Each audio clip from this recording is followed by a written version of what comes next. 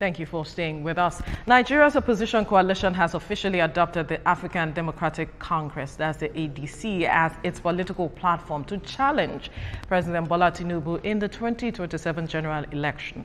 The coalition includes prominent political figures such as Atiku Abubakar, Peter Obi, Nasir El-Rufai, and Rotimi Amechi. Speaking at the unveiling, Aregbesola described the coalition's vision as one rooted in internal democracy, inclusivity, social justice, and grassroots participation. Political analysts say the adoption of ADC signals a turning point in opposition strategy and a move that could reshape Nigeria's political landscape. Well, joining us via Zoom from Melbourne, Australia, is political affairs analyst, media practitioner, and CEO 9 Communications, Obinna Ejanya. Good morning. Thank you for joining us.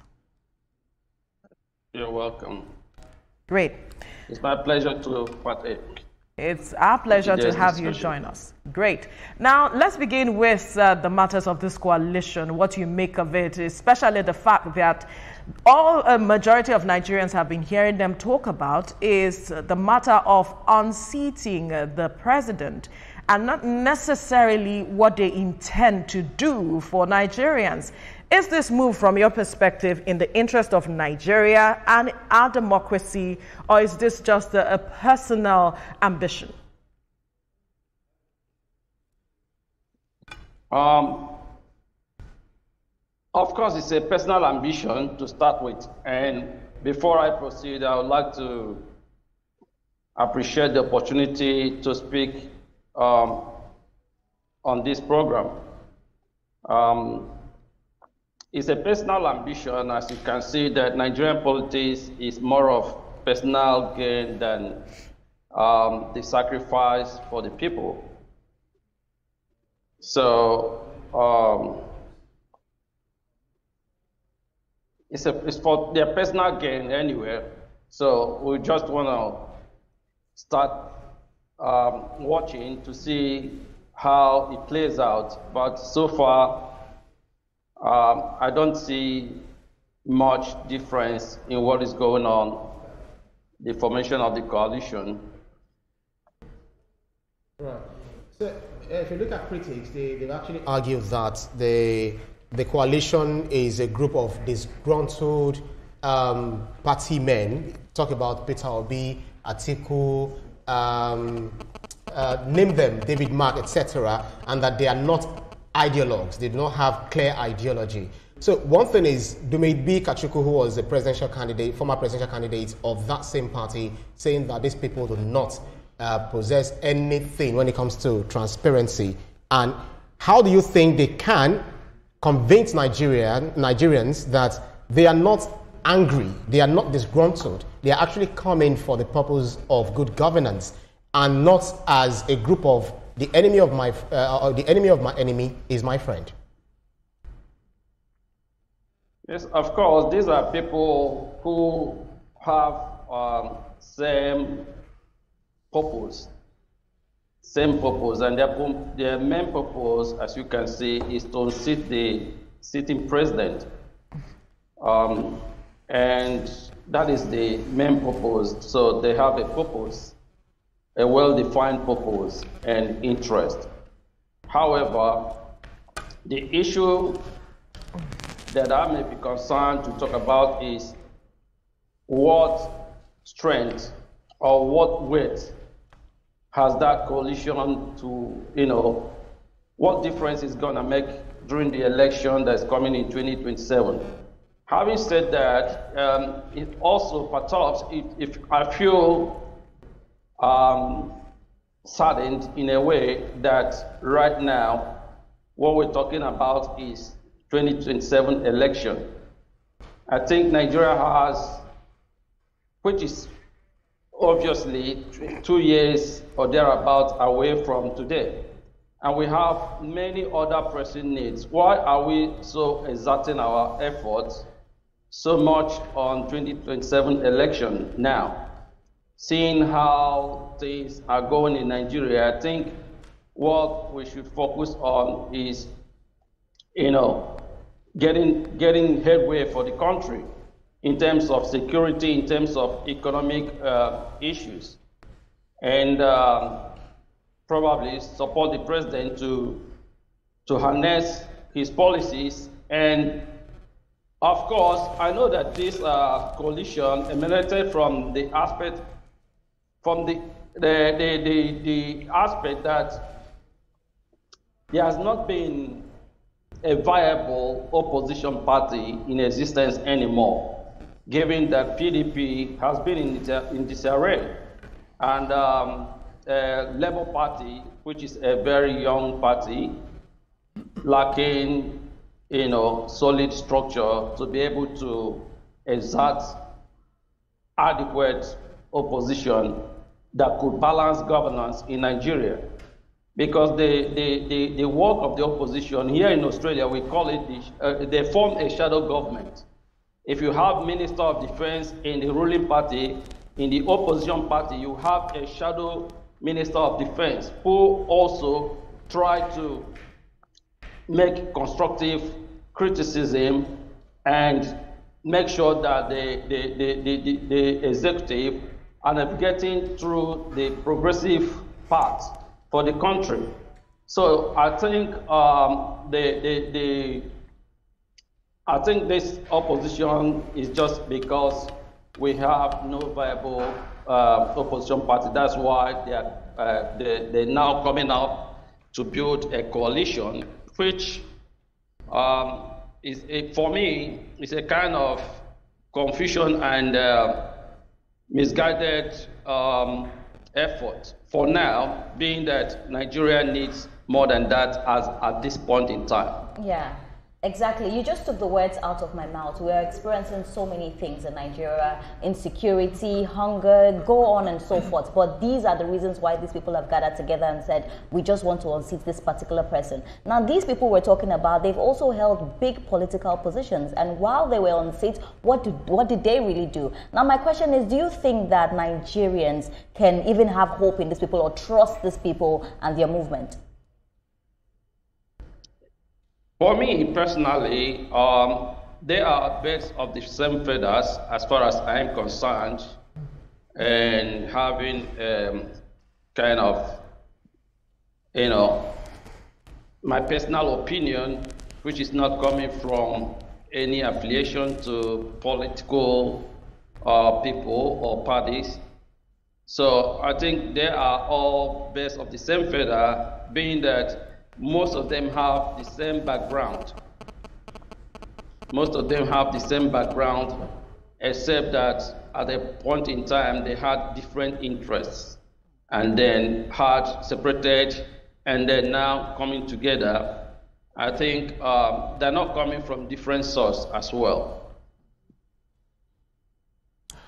When I look at what has happened thus far and the lot of, should I use the word, running arounds that is going on in our political sector in this country, I'm really wondering exactly what the real intent is. Apart from what they've talked about, that they want to unseat the current, president, which they have their right to unseat anyone if they can do that democratically through elections. But I'm looking at these men who have come together to form a new party, not really new, by the way, ADC, and what they're trying to pursue. Do you see something different about them that hadn't been there before, as men who have been in politics for quite a long time? Are you seeing anything different? There's nothing different, personally, in my view. There's nothing much different because all of them have their, trajectories and their personnel and political trajectories as well, and what they stood for and what they have done in terms of governance. So those things are there. However, what I see is, in 2023 election, President Tinubu emerged the winner because there was division among these people. So I think right now they are coming to the realization that had we not divided our interests, had we put all we have in one basket, who could have put a bigger trigger. So I think let me add to that then. Is what is. Let me add to that. If you're not seeing anything different about them, what would you then make of their chances come 2027?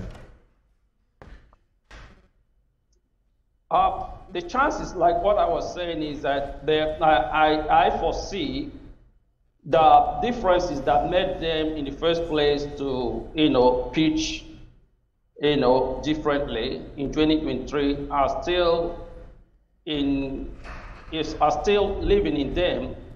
They still have that differences, even though they may come together physically. But I see division, because you remember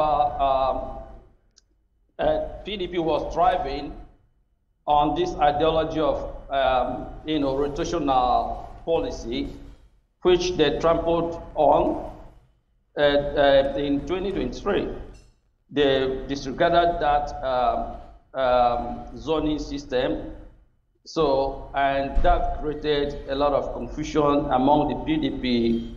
And that this coalition, the larger majority of them are people of PDP backgrounds. So I think those sentiments that caused them not to be able to unite in 2023 is still resident in them, is still in existence. And I will see this coalition being, having a kind of contention as well. And then you see the major person that the Nigerians are looking up to, I would say, is P2B in that coalition. That's the major person that people can say, okay, we have P2B that we can look at in this coalition. And but then, how are we sure that these people who are gathering now will give P2B all that he needs? Even though there may be promises right now, but I don't see, because they still have that, personal interest. All right.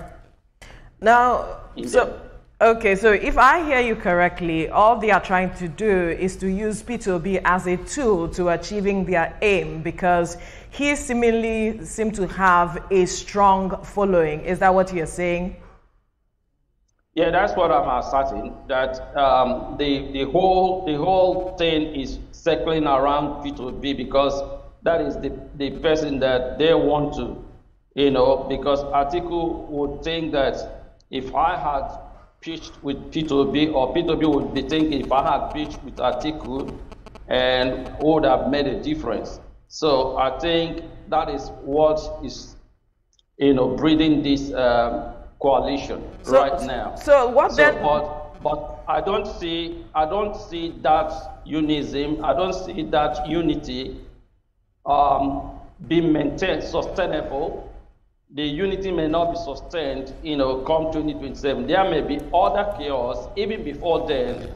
And as you have seen that there may be Kachuku or someone like that, you have seen there's already confusion in this ADC party. Right. So I think any effort to put confusion in that new formation may even catastrophize more confusions. I am wondering then what happens to some other groups who are looking to get INEC's approval. We hear of an obedient party and some other person. I'm wondering what would happen to them, and what this coalition, from your perspective, will be doing to the PDP, which is supposed to be a viable opposition that we have, and we see a number of them moving grounds now to the ADC. They had said that because of the 2023 election, they have been unable to recover. And I'm wondering, shouldn't they have just learnt their lessons, gathered themselves, and move on, as against just, coming together with another group of persons to coalesce? Yeah, you made a point there. So I would have advised, if I had my take, which I will still anyway, So I would have said, why don't you guys consolidate, like the PDP people, members, let them consolidate, let them rebuild the party, at least give Nigeria a viable opposition party that could also check and balance what the President Bola Ahmed Tinubu administration is doing, so that by so doing, Nigeria will get a better dividend of democracy. But if they're just chasing 2027 right now and grouping and regrouping and grouping and regrouping, that will further divide the political sentiment and create more confusion. And at the end of the day, what I stand for is the life of the better life of average Nigerian, because they are the people bearing the brunt of all this confusion from our political elites. So what I would personally say is, why don't you guys, kind of rebuild your homes? Let a Labour Party, maintain their status quo, come together, rebuild their party. Let PDP rebuild their party. But I think they are reminiscing the what happened in, was it 2015, where you saw a coalition that produced President Bola Buhari. It came this way. I think they are trying to replicate that, but it may not work this time. So, looking at the essence of this coalition, where we have people coming from different political backgrounds, Peter Obi from the Labour Party, Atiku from the PDP, you had already said that, it could be that they are banking on Peter Obi's large following, and that resonates with what Festus Keyamo, Minister of Aviation, who is a member of the incumbent party, that they shouldn't make the mistake of not fielding Peter Obi as the sole candidate as the presidential candidate for the 2027. Otherwise, the party will fail. But Atiku has been someone who had wanted to be president, and he's saying that he will definitely be president one day, probably by prophecy or anything. Do you feel that this would not lead to internal wrangling? Because these people are saying that we want to rescue Nigeria from the economic hardship. And how do you position their claims, their reasons for coming together, vis-a-vis that of the APC, that they want to rescue Nigeria? Do you think Nigeria actually is in dire straits with this current administration? Yeah. What I see, like I said before, is that the difference that existed in 2023 is still existing right now in those people that are gathering to form coalition. That's what I said earlier, that because of that, it will be another, confusion, because they still have their personal interests and aspirations. For example, like the person you mentioned, Alhaji Atiku Abubakar, he wants to be president, and his personality is that one that will think twice. If he will think that he wants to condescend to be the vice president to Peter Obi, he wouldn't do that. And because of that, there may be still kind of division among them as time goes on, even before 2027. So that is even the major reason why I said that the coalition may be another just a saga or a stage of our political trajectory that didn't bear fruit. So because all of them, they have different interests. Like you asked me earlier, is it for personal interest? And I said yes. They have their personal interests that surpass the interest of the country as it should be. The interest of the country should be the prima uno, but it's not in this context. So because of that, individual interest may have a clash of the party interest or Nigerians' interest. And once that happens, that purpose to unseat the president may be mad or unrealistic.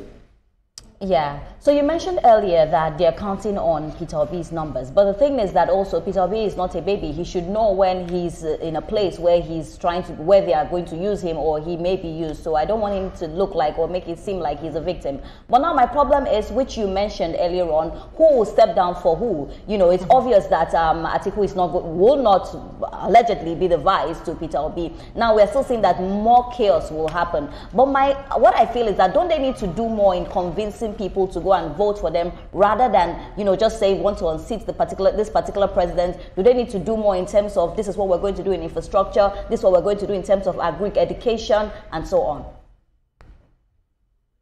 Yeah. So like you mentioned, if I in fact I'm gonna release an article soon which I will advise people to be personal advice, not because I like him anyway. But I will advise him not to waste his energy and resources in this 2027 because there's difference between storm and tsunami. So there's a tsunami ahead of this 2027, and I will advise people to just dodge it. Indeed. And give himself a rest. He still has years ahead. And let me take you up on that. I quite frankly like where you've gone to, because that's where I wanted to actually take you as well. You are a Nigerian based in Australia, and a concerned one at that. That's why, again, you are here to talk to us this morning. But would you be galvanizing Nigerians, or are you working with Nigerians in diaspora, maybe in Australia, to vote for a particular party or a candidate? Are you, canvassing for anyone? As you know, I'm a media personality. I'm a journalist. I am not partisan. I'm not a politician yet. But you're going to advise. You're going to advise Obi not to play this next election. Yeah, from my own personal analysis, because I was talking with a colleague the other day. I said, the way I look at Nigerian politics is just the way you look at your aquarium in your sitting room. The aquarium, has semblance of a sea, lake, or river, where you have aquatic animals living there, and you have a similitude of animal. Plants, aquatic plants, but it's not actually that big. When you're looking at, I like having an aquarium, and I have one. So sometimes I just start looking at the fish, as they're playing, as they're feeding, as they do the same thing in big water. So that's the way I look at Nigeria. Nigerian politics, I look at it from a very, a small spectrum. So right. I see what's going on. All right. So let's quickly talk about one very important aspect of our democracy and election, which is the people. We are seemingly not focusing on them. We are just looking at the personalities that are playing in the space as it is. From your perspective, what should the people be learning at this point, and what should be perhaps their orientation towards the 2027 election? Okay, if I have to be candid and fair to myself and my conscience, what I would say, what I would advise Nigerians is to pray and support the current president. This is my sincere opinion, which some of my associates may not buy that opinion, but I have my say. And God knows I'm very, very sincere in whatever I say. So tell us why. I have nothing. Yeah. So I would like Nigerians, because Tinubu has emerged the president, and that is beyond contention anymore. And what we have at the end of the day is we need people to live a good life. I want Nigerians to have a good life. That's why I'm involved in Nigerians' politics. You know, like I'm not a politician, but trying to shape the things through my, verbal contributions and all that. So, because at the end of the day, when the country is economically in bad shape, that breeds criminality, breeds insecurity, and everyone will, suffer from it, no matter how rich you are. If you can't, freely go about when you are in Nigeria, then in one way or the other you are affected. So I personally, I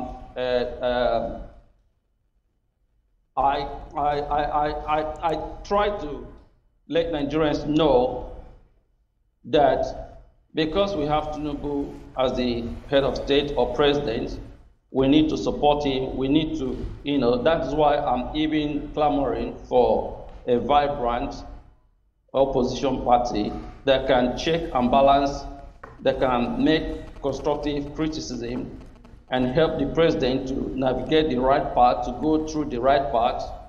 And because at the end of the day, it's just the people that suffer if things go wrong. And I really cry and yearn for Nigeria that works for everyone. So that is why I think Nigerians should right now, because you've seen the type of politics we play in Nigeria. Tinubu should not by now should not be focusing on 2027 election, but should be focusing on, making things right and making the people have a good life, improving the economy, improving the insecurity that is ravaging everywhere, every quarter, every part, zones in Nigeria, south, west, east, north, wherever you talk of, there's insecurity everywhere. People are dying every day. The people are dying. So I want them to support the president to focus on those things. Obinna, make things to our work. time is up, unfortunately, but you have made several points. I believe whoever is watching would want to fist off later on. Thank you so much, Obinna Ijanya, political affairs analyst, media practitioner, and CEO of 9 Communications, for your time on the program. It's my pleasure, and I thank you for inviting me, and I'm ready for next one.